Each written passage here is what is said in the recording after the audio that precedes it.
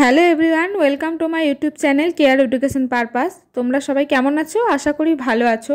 আজকে আমি তোমাদের সাথে শেয়ার করব হক রুস্টিং, টেড হিউজের লেখা। তো এই কবিতাটি তোমাদের সাথে আমি শেয়ার করব বাংলায় এর ভূমিকা এবং সারাংশ, কোন টপিক নিয়ে বা কি সম্বন্ধে কবিতাটি লেখা। এটা যদি তোমরা সারাংশটা বা ভূমিকাটা যদি একটু জানতে পারো, তাহলে কিন্তু তোমাদের কবিতাটা ইংরেজিতে পড়ার সময় তোমাদের লাইন বাই লাইন মাথায় ঢুকবে ভালো করে, এবং তোমরা আগে থেকে জানতে পারবে যে এই কবিতাটি আসলে কী নিয়ে লেখা। দেখো, নামটা শুনে কি তোমরা বুঝতে পারছো যে কি সম্পর্কে থাকতে পারে? বাট এইটা যদি তোমরা সারাংশটা একটু জেনে থাকো, তাহলে কিন্তু তোমরা লাইন বাই লাইন পড়ার সময় আশা করি তোমাদের কোনো অসুবিধা থাকবে না, তোমরা খুব ভালোভাবে বুঝতে পারবো। আমি পরবর্তীতে এটা দেওয়ার চেষ্টা করব, তবে আজকে আমি তোমাদের এটা সম্পূর্ণ বাংলায় এর ভূমিকা এবং কি সারাংশ রয়েছে সেটা শেয়ার করব। তো চলো ভিডিওটা শুরু করা যাক। তো দেখো, প্রথমেই বলি এটি একটি কবিতা, লিখেছেন কে? Ted huge. তো কবিতাটি হচ্ছে হক রুস্টিং এর ভূমিকা। তো দেখো, হক রুস্টিং হলো বিংশ শতাব্দীর অন্যতম বিশিষ্ট কবি টেড হিউজের একটি কবিতা। হিউজের দ্বিতীয় সংকলন লুপারকাল থেকে নেওয়া এই কবিতায় একটি বাজ পাখিকে বাকশক্তি এবং চিন্তা ভাবনার ক্ষমতা দেওয়া হয়েছে, যা পাঠককে কল্পনা করতে দেয় যে এই ধরনের প্রাণীর সহজাত প্রবৃত্তি, মনোভাব এবং আচরণ কেমন। বাজ পাখির কৃতিত্বের একটা ভাব আছে, যে গাছের উঁচু স্থান থেকে পৃথিবীকে নিচের দিকে তাকায় এবং মনে করে যেন সব কিছুই তার। কবিতাটি বিশেষভাবে জোর দিয়ে বলতে আগ্রহী যে অন্তত বাজের জগতে, অর্থাৎ বাজ পাখির জগতে সহিংস্রতা কোনো ধরনের নৈতিক ভুল নয়, বরং প্রকৃতির একটি অংশ। হক রুস্টিং হলো হিউজের অসংখ্য কবিতার মধ্যে একটি, যেখানে প্রাণী জগৎ অন্বেষণ করা হয়েছে।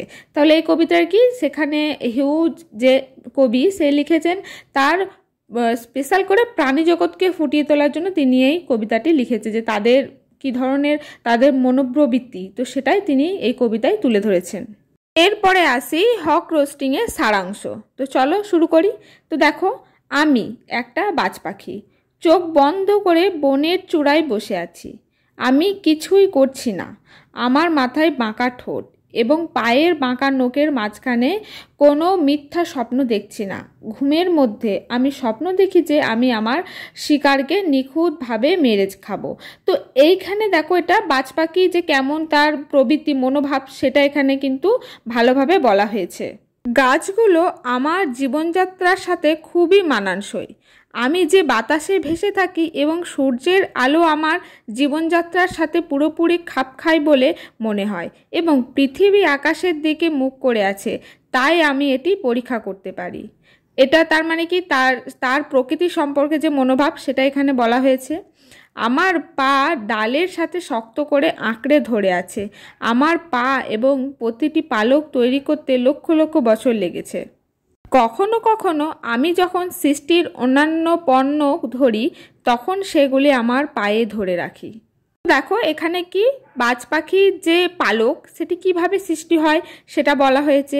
সে তার পায়ে কি কি ধরনের জিনিস ধরে, বা আরও যদি অন্য কোনো জিনিস সে দেখতে পায়, সে তার পায়ের মধ্যে সেটাকে ধরে নিয়ে চলে। কিন্তু আমরা বেসিক্যালি দেখতে পাই কি, বাজ পাখি কিন্তু যাবতীয় যা নোংরা যাবতীয় জিনিস, বা শিকারি পাখি, তো তাই সে নিজের খাদ্য দেখলে সেটাকে কিন্তু সে তুলে নিয়ে চলে যায়। তারপরে দেখো, অন্য সময় আমি আকাশে উড়ে যাই। আমার চারপাশের পৃথিবীকে ঘুরিয়ে ঘুরিয়ে ধীর বৃত্তে উপরে উঠি।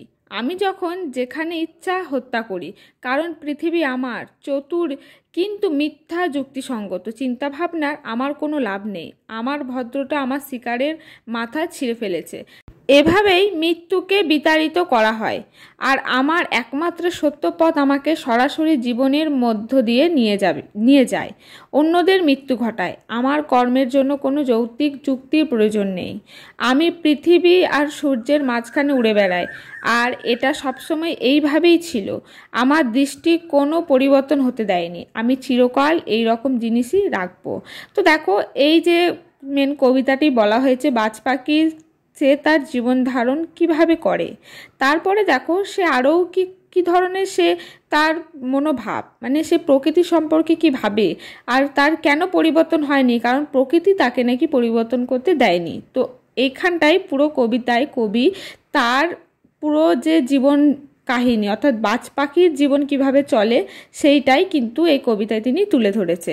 তো এখানে দেখো পুরো সারাংশটাই, অর্থাৎ বাজ পাখি কী বলতে চেয়েছে আমি সেটাই এখানে শেয়ার করেছি।